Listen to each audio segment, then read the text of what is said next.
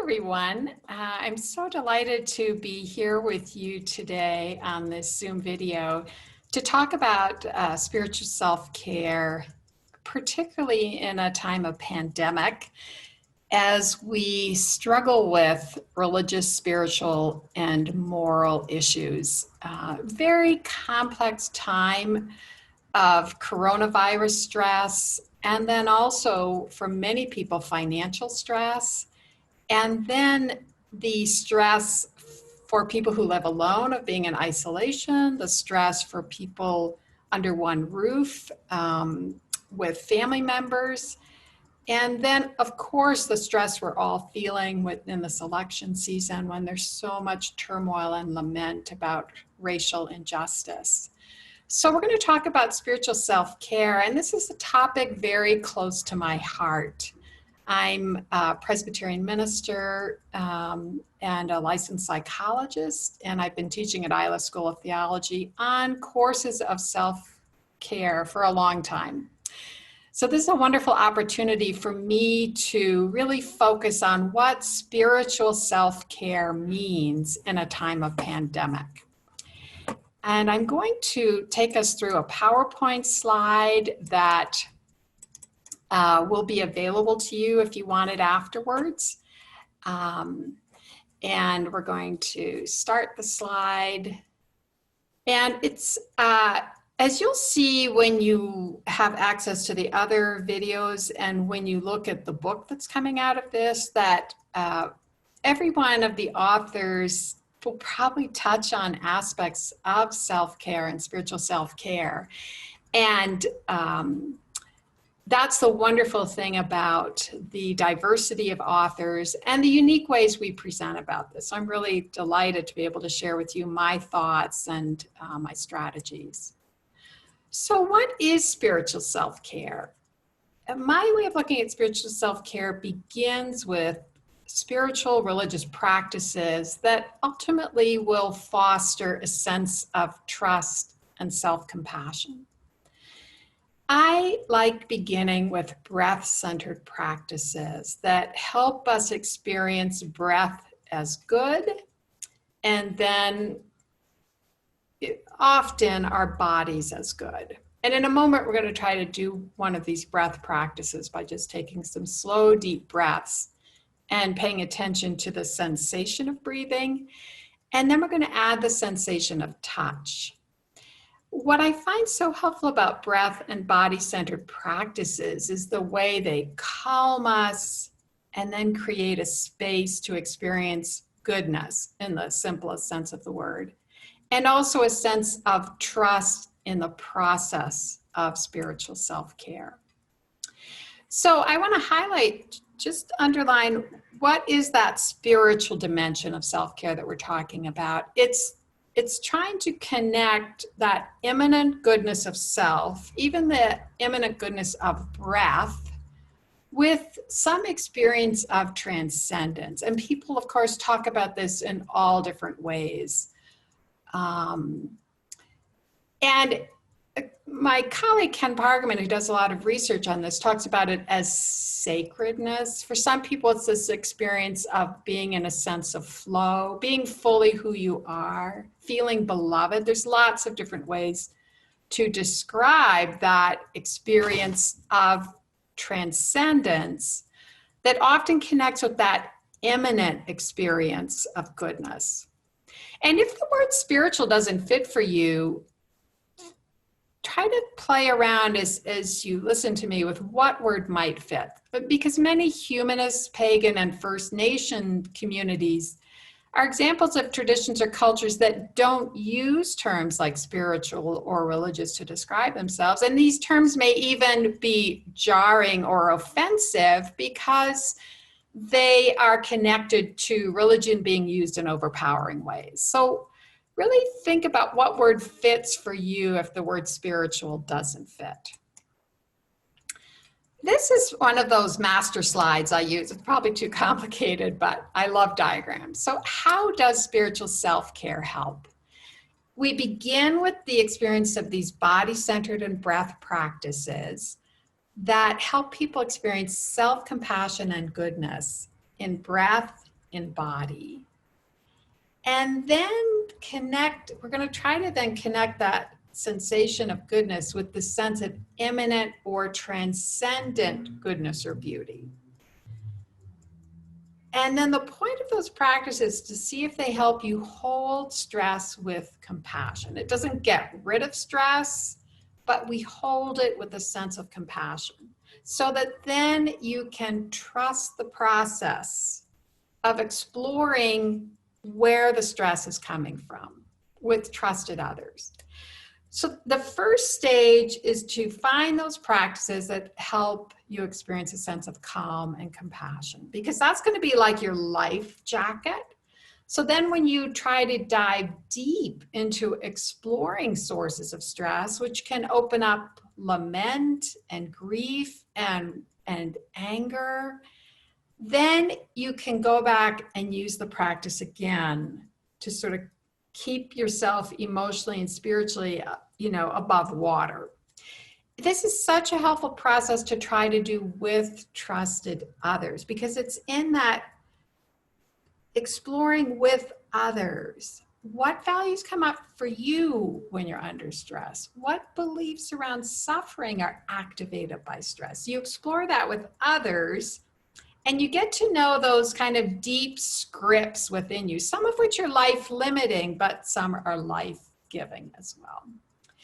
And the process of that, this trusting in the process of what I call spiritual integration, then will result in amazing ripple effects. It'll result in a sense of spiritual integration and wholeness that comes out of brokenness, which is an ongoing process, relational well-being, justice, and what we're hoping for is a sense of healing and justice and well-being. So that's how spiritual self-care can help. So let's start with our bodies and our breath. And I want you to think, before I do this brief practice with you, where do you experience stress in your body? So for me, I tend to breathe shallowly when I'm stressed. And then I have to remember to take a deep breath. And my shoulders get hunched. And my jaw gets tight. And sometimes I get stress headaches. So where do you experience stress in your body? Some people experience like their tummy's getting tight. So give that some thought for a minute. And then I want you to, what we're trying to do here is remember what it's like when we hear something on the news that really ramps up our stress reaction. This happens all the time nowadays. And what often happens when we're under stress is our perspective narrows. Everything takes on this immediate sense of life and death, like, oh, if I don't do something right now, something terrible is going to happen. But when we can recognize we're in that stress response and our perspective is narrowing, then we can take that deep, slow breath that we've been using with an intentional practice, and we can try to connect it with an image of calm. For me, it's often this image of aspen trees, which I'll say something more about, or sometimes it's just this sense of goodness of breath, or the warmth of touch. So that's what we're trying to do in this breath practice. And I'm going to do a breath practice with you that may or may not fit or work. So it's really helpful for you to think about exploring breath and body practices that do help you hold your stress with compassion. Sometimes people will, a scripture text or a scripture image or a memory of goodness will come up when you're doing this breath practice. And it's really helpful to not feel an obligation to use something explicitly religious in your practice.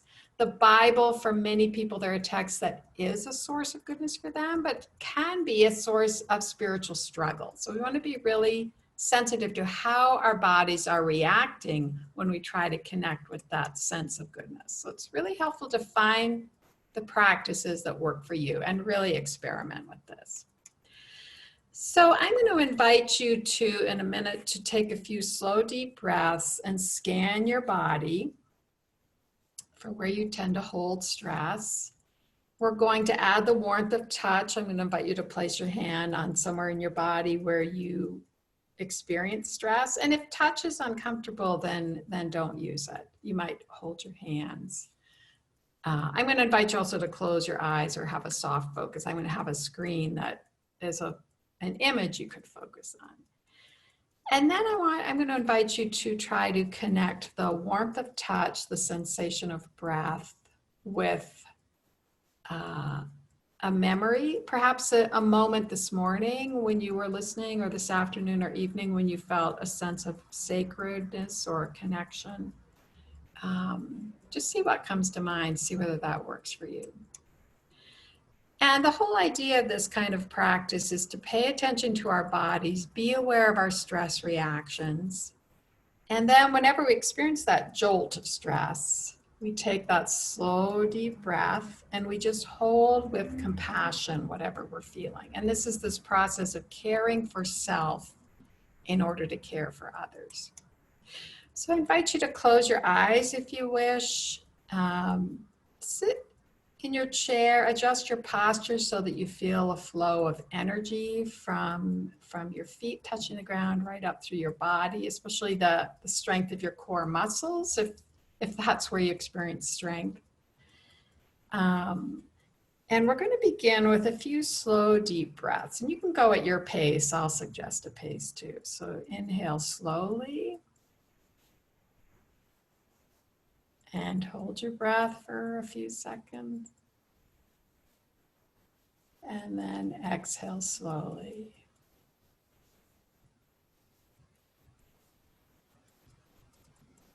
And you may need to rest for a minute after that exhale. Then another slow, deep breath, often deep. Breathe in, maybe counting to 4, hold for 4, breathe out for 4, and then rest for a few seconds.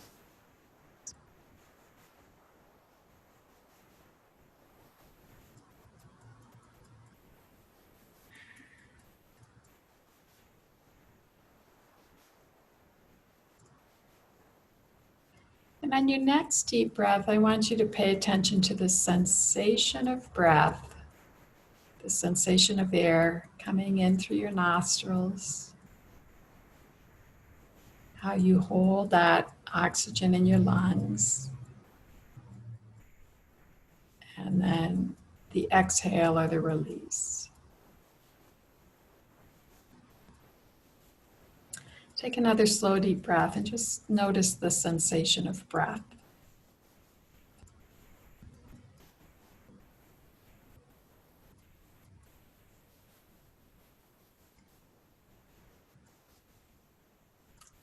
And I want you to add the sensation of touch if you wish. So place your hand somewhere in your body where you tend to experience stress. And feel the warmth, the pressure. Take another slow, deep breath and connect the goodness of breath with that warmth of touch.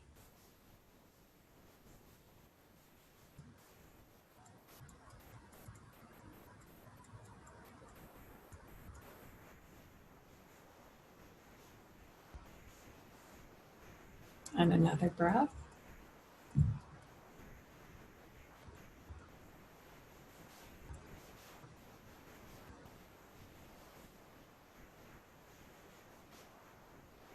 And the final step is on the next breath, see if there's an image that comes to mind of goodness or words, a memory. See if you can connect that image or words or memory with the sensation of breath and touch.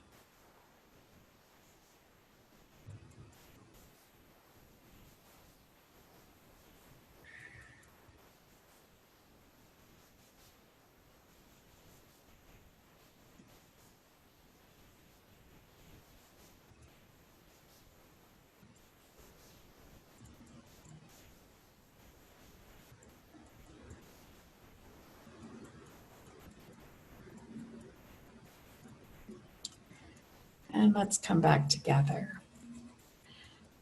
Now,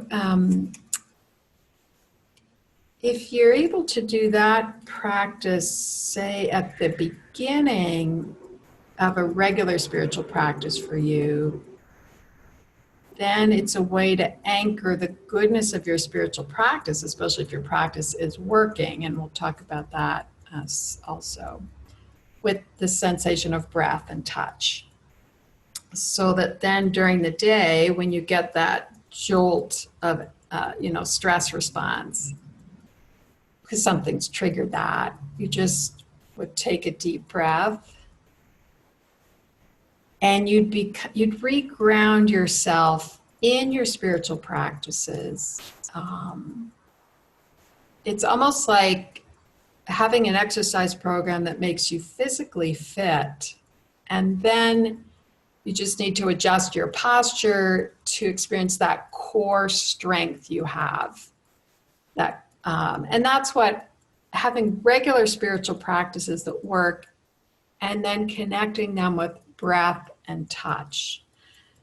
I'll say a little more in a few minutes about the research behind this, but I really want to emphasize how spiritual well-being that begins with our breath and our bodies does have this amazing ripple effect into all areas of our life, so that if we're under one roof with family members and we fall into one of those traditional arguments, and suddenly the power dynamics are, really exaggerated, just taking that deep breath, recognizing our stress response, that's a really important step, and then taking that deep breath. It's kind of like a timeout from our stress response, but not judging ourselves for our stress response, that's really important. But that deep breath, then we hold our stress response with compassion.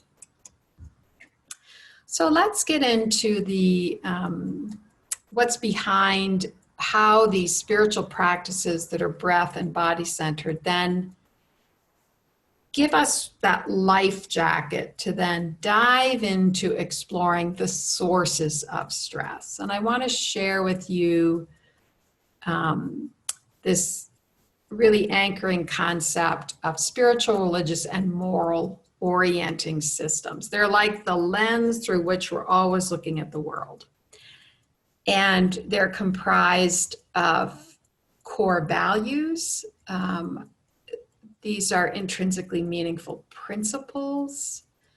They're the moral foundations of life, and there's a lot of really helpful research by Jonathan Haidt and moral foundations theory that is extraordinarily helpful right now to understand the moral divides, particularly in our country. I wish I could say more about that. It's an incredibly rich way to understand our moral perspectives, and then why there are such divisions with those whose moral foundations are different from ours. And also, core values are qualities or aspects of life that are really important to us, like sense of responsibility. Most of us on this video probably have core values of responsibility, care for others, achievement, higher education, and then a sense of belonging is so important and so hard to achieve nowadays. Also part of moral orienting systems are beliefs, and these are ultimate beliefs, convictions about the purpose of our life, what death means, the meaning of suffering, how and whether we understand transcendent dimensions of life. But I find beliefs are something we work out over the long term, although the immediate beliefs we have under stress are really helpful for understanding childhood beliefs that shape our reactions to suffering that we may not be aware of. We're going to unpack that in a minute. And then part of our orienting system are the ways we cope. And many of us are shaped in a consumer culture to default into consuming ways of coping. But what we're trying to do is give ourselves a choice between seeking relief and coping through consumption, turning to social media, getting a snack, shopping online, whatever. to more those breath-centered spiritual practice. So we have a choice now in how we're going to cope. These are the ways we are oriented from one moment to the next to what's happening in our lives.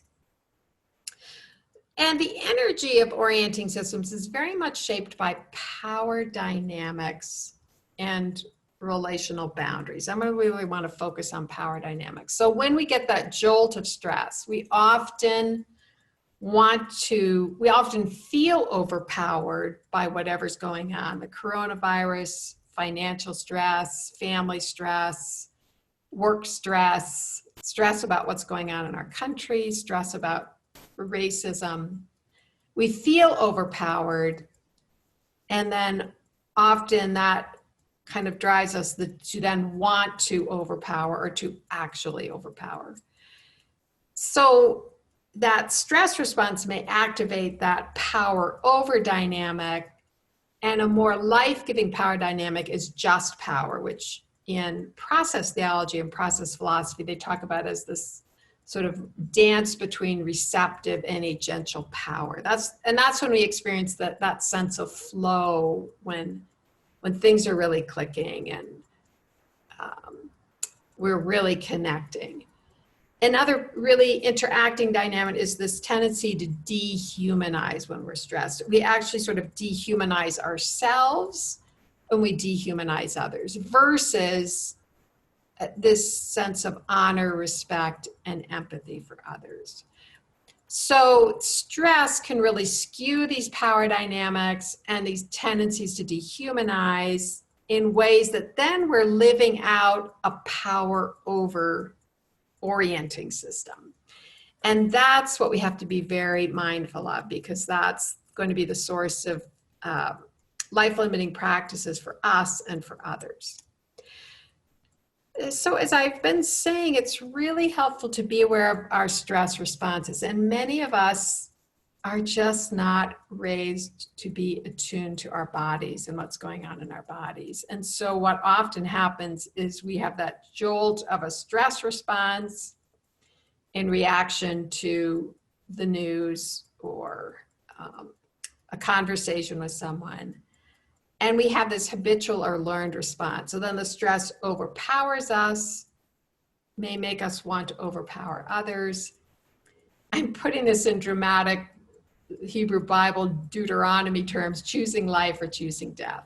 Choosing death is choosing power over. So power over our bodies by consuming, automatic consumption, seeking that quick relief, avoidance of the source of stress, financial stress, which is the most top stressor in the United States for the past 7 or 8 years that the APA has been measuring it, but now it's tied with stress about what direction our country is going in. So financial stress, many of us are conditioned to simply avoid it, have this phobic reaction.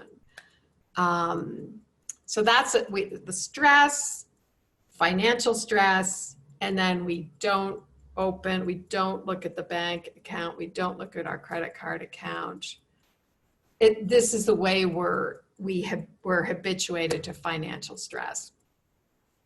Often in relational dynamics, we fall into these patterns of how we were parented or how we experienced intimate relationships with others. And, but if we're monitoring our stress response and where I've just had that jolt, I feel overwhelmed, I want to blame others, I'm going to choose life by taking that slow, deep breath. And that grounds us. And if this is an opportunity to dive deep and say, what is it that's really stressing me out right now? Or to hold that and talk about that with a trusted other. And one thing I'll say is that this process of spiritual self-care and integration is actually the process of spiritual care we're offering others. So the more we're able to do this process ourselves, the more we're able to be in a process of spiritual care for others, because spiritual care is a very co-creative process. It's almost like improvising music with others. And first we have to get into the music, which is that experience of our bodies as good, as trustworthy, the process of care as trustworthy. And then we can dive deep into exploring the sources of stress with others. Too often, religious and spiritual coping is reduced to exploring meanings. And that's not going to work if we're not grounded in practices, because exploring meanings opens up lament and grief and anger that can be just incredibly overwhelming, especially when we're really diving deep into looking at how intersecting social privileges and oppressions shape our being in the world.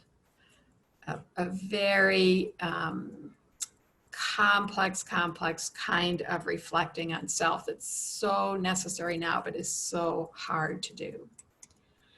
So let's focus now on religious and spiritual and moral struggles, because stress that is going to be really debilitating is stress arising out of these kind of struggles. I'm going to share the research in a minute. And right now, these are worries about being a good parent, being a good partner, especially if we're under one roof with partners, kids, and we fall into those patterns of relationships that are life-limiting. There's a really helpful book called The Power of Bad that's connected with a lot of research on positivity, that bad experiences where we feel overpowered or we want to overpower others, which are very common in intimate relationships. It's just the stuff of intimacy.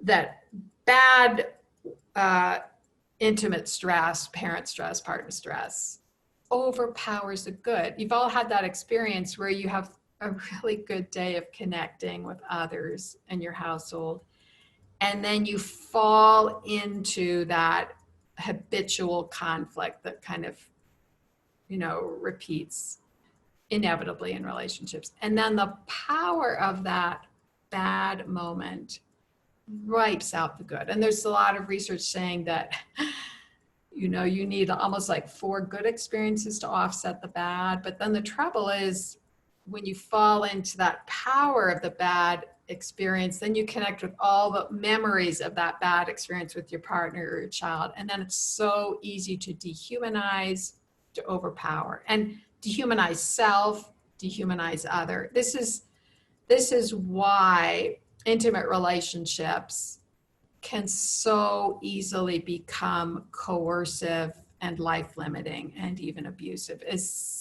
And it's one of the really tragic outcomes of sheltering in place for many people right now.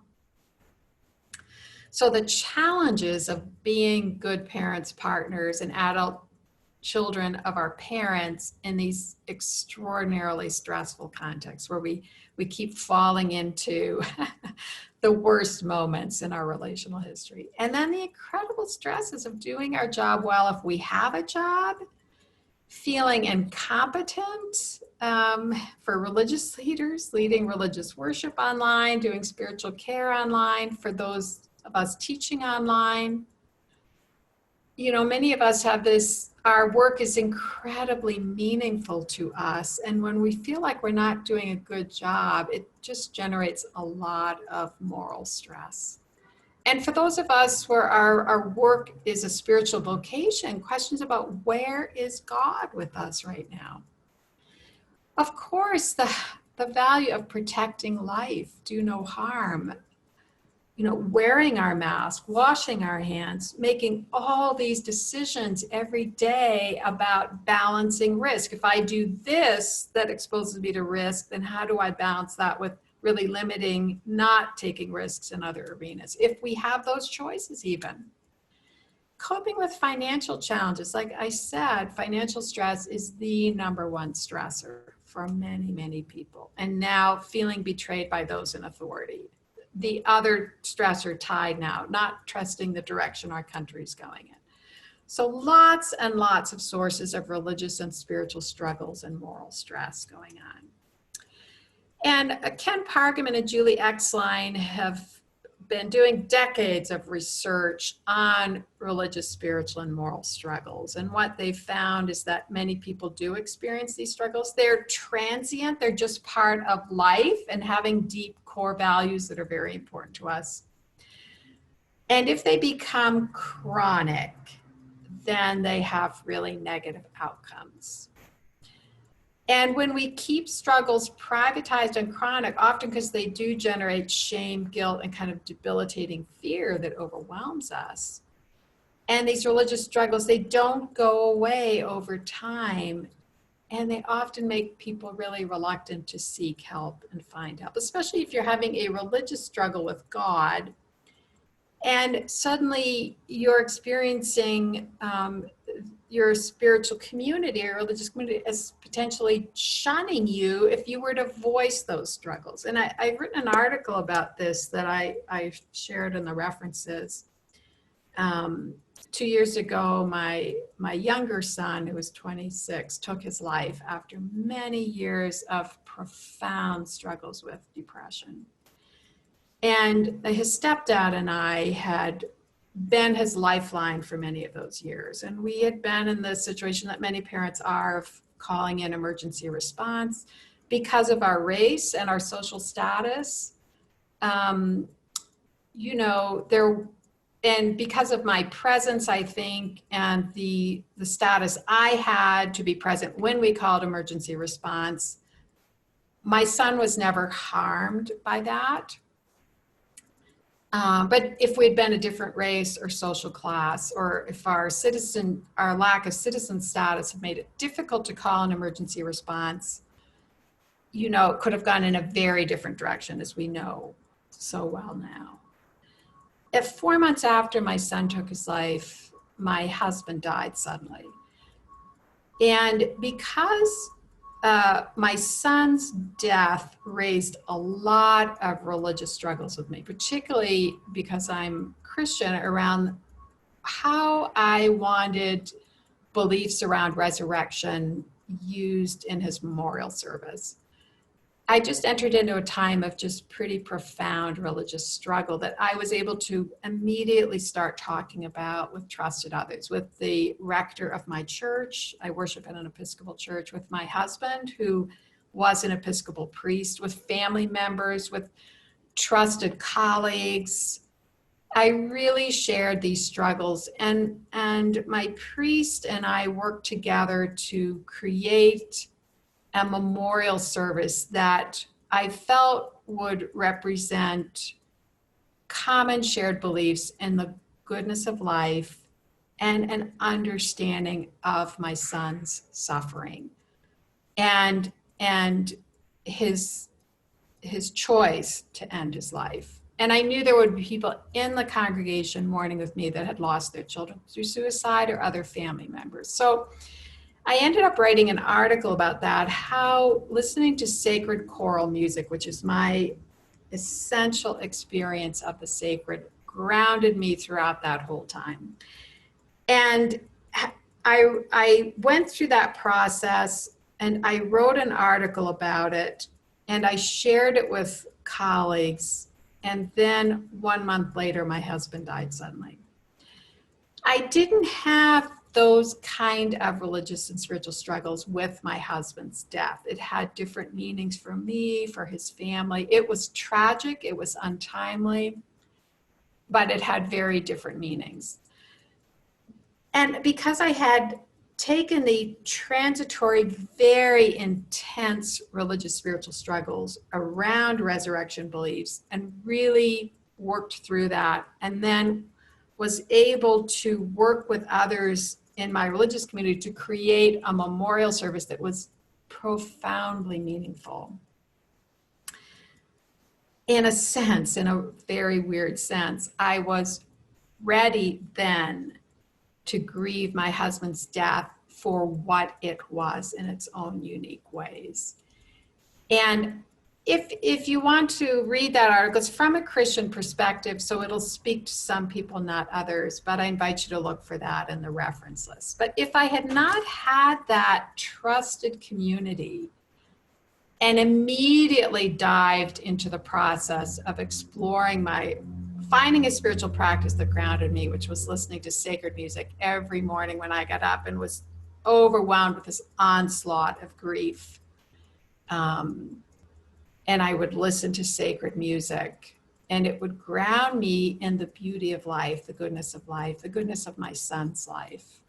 And then I could explore with trusted others what his death meant and what we wanted to say about his death. It's such a profound process, and it's so hard. I want to now jump, although I know it's kind of jarring, but I am a very kind of science-based person, and I do find it very comforting to know the research behind why this kind of spiritual self-care we're talking about works. And it's because, as we know from trauma research, we have to use those calming practices before we can explore the meanings of grief. A recent study demonstrates that as our physiological anxiety about coronavirus increases, our religious struggles with God increase, despair, suicidal thoughts, use of addictive substances increase. And there's emerging research suggesting that stressful life events are more likely to cause long-lasting harmful outcomes if they do elicit these religious and spiritual and moral struggles. And that moral, spiritual, religious struggles may mediate that relationship between stress and harm. So that if there are struggles in there, we're more likely to become depressed, anxious, develop PTSD, and moral injury. If we can use spiritual practices, as I did, and explore the source of suffering, the meanings of suffering with others, then we will integrate stress in this ongoing way instead of being broken by it. And we're really talking here about relational resilience. Like, I don't have an innate resilience that I was born with that helped me survive these tragic deaths. I had a relational system that helped me draw on my faith, my religion, my spirituality, my social system that gave me a sense of meaning and purpose. So, this sense of relational resilience, I find this research really helpful. The idea that we have to be deeply rooted in these life-giving relationships. And for me, the quintessential image of this is aspen trees. So aspen trees, they're not individual trees, they're one living organism. And in fact, they're the largest living organisms in the world. And we have some of these organisms in Colorado, the state where I live. And they're all connected underneath in this root system. And they actually grow through these interconnections, not simply through the photosynthesis on each leaf on each tree. And, there was a moment early on after Alex died when I remember it so vividly, I felt utterly alone in my grief. And I looked at this bowl we had where we had put all the cards from people. And I suddenly had this image that the relational web of love that had held me was torn and it was unraveling. And then I realized that the prayers of others were slowly knitting the edges of this hole. The hole wasn't going to go away. There was no way to patch it over. And then, in fact, my spiritual practice of listening to music was also binding the edges. So I could lament this jagged hole that is there forever, but that wasn't going to further unravel. So finding those spiritual practices that work for you then help you dive deep into exploring sources of suffering, which I was able to do around my son's death, which for now, for many of us means, what is the source of our particular coronavirus stresses? What are we most worried about? What is the source of our lament and anger over systemic racial injustice? What is the source and lament of our rage and sense of betrayal about the direction our country is heading in? So practices ground us, help us reach out for others, and explore those sources of stress. And that's a complex process. I've been talking a lot up to this point about exploring where stress comes from within us, within our own experiences of loss and trauma.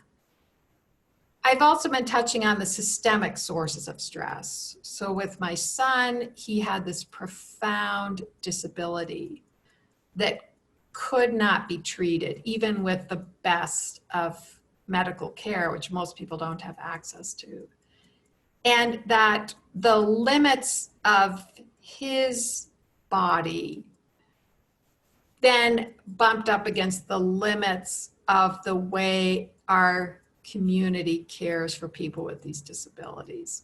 He had a lot of privileges because of his race and his social class, and he was able to access a sense of the sacred or transcendence in helpful ways. So he didn't experience rigid religious systems that so often exacerbate these systemic stresses, but we were dealing with the finitude and limits of his body, of the kind of illness he had, which is so prevalent now with coronavirus too, that we come up against the limits of medical knowledge.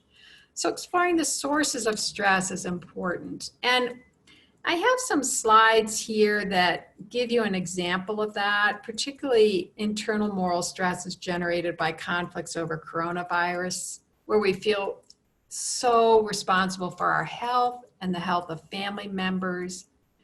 In these times of stress, where our parents, our children, very close friends may be going through profound suffering, we feel responsible for their care because this is part of our vocation. We fear harm if, for example, we don't pay attention to someone who's vulnerable, we don't pay attention to ourselves, or we cause irrevocable loss.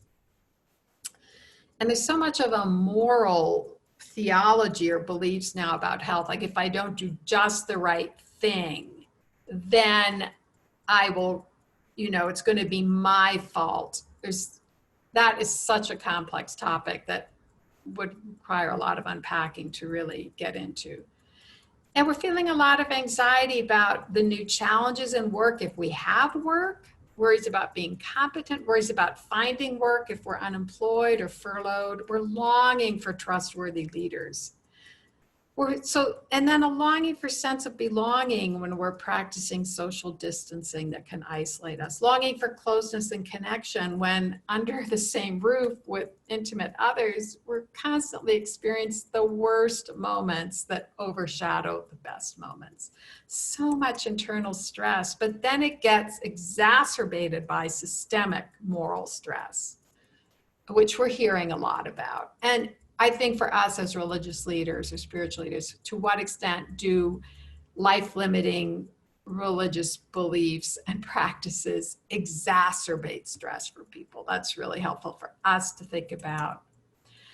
I've elaborated here a life-limiting spiritual orientation that arises out of stress. What I want to emphasize is that stress then gives rise to these feelings of being overpowered or immobilized or isolated by these very intense emotions that then make us default into beliefs and values we may not even be aware of, and then automatic ways of coping, which unfortunately are shaped so much by consumer culture.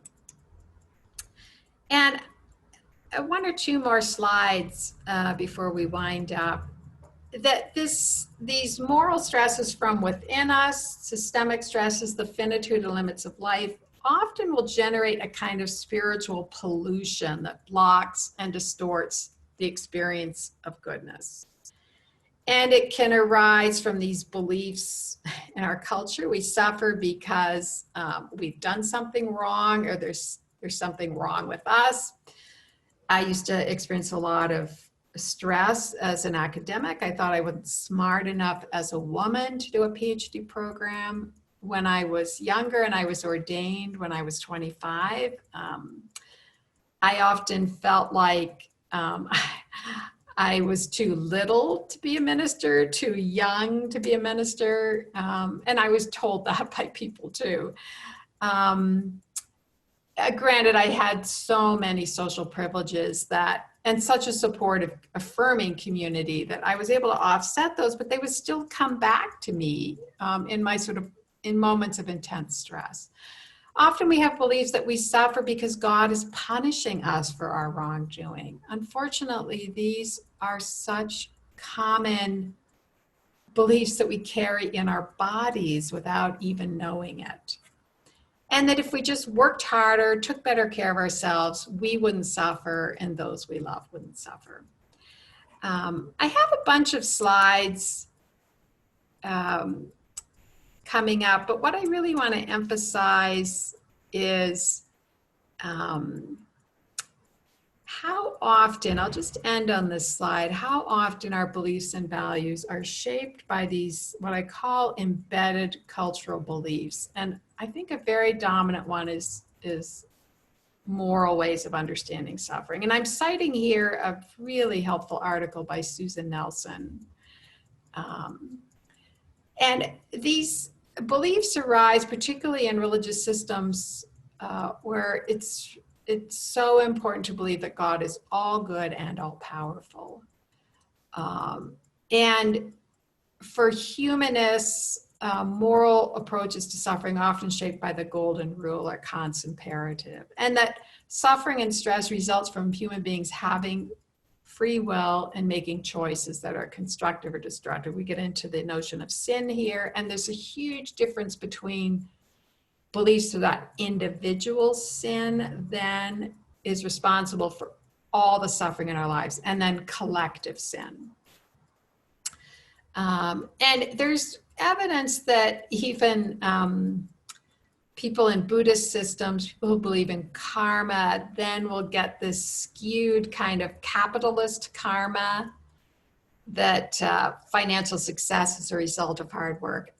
The one thing I want to say in closing about the moral understanding of stress is it can be life-giving, but it can easily be life-limiting. And I'm really aware right now that there's a moral orientation to stress in our healthcare system, that if we just do everything right in terms of looking after our health, then we won't get coronavirus and we won't pass it on to others. And there's incredible stigma and judgment. And certainly there are things we can do to protect ourselves. I notice how often the obituaries in my local newspaper, I have never seen an obituary that lists the cause of death as coronavirus stress. And I think there's this incredible stigma and judgment around coronavirus that probably connects a lot with a lot of spiritual, religious, and moral values going on in our culture. So I'm going to share the PDF of the slides. There are more slides and some suggestions about what I call the how and why of change. If you want to try to make a change to use spiritual practice more intentionally, how to do that, really set yourself a goal of doing that and try to make it into a habit. So I have some slides about that. And I have more slides around different orientations to suffering and how they can be helpful, but how they can be harmful. And I invite you too to peruse some of the references in the bibliography, and feel free to email me and let me know if you want further resources. My last slide is actually around if you have access to an employee assistance program and you're really feeling overwhelmed by stress, please set up telecounseling. It can be extraordinarily helpful for you and your family members. Just 3 or 4 sessions is a way to get a perspective from someone outside of your world on, what's going on, and really help you then try to make some changes with someone who's going to be very compassionate towards you. So it's been lovely to be with you on this conversation about spiritual moral struggles and self-care. And I'm hoping this will have ripple effects in your life. And if there's anything you find really jarring that you want to engage with me over, please do email me.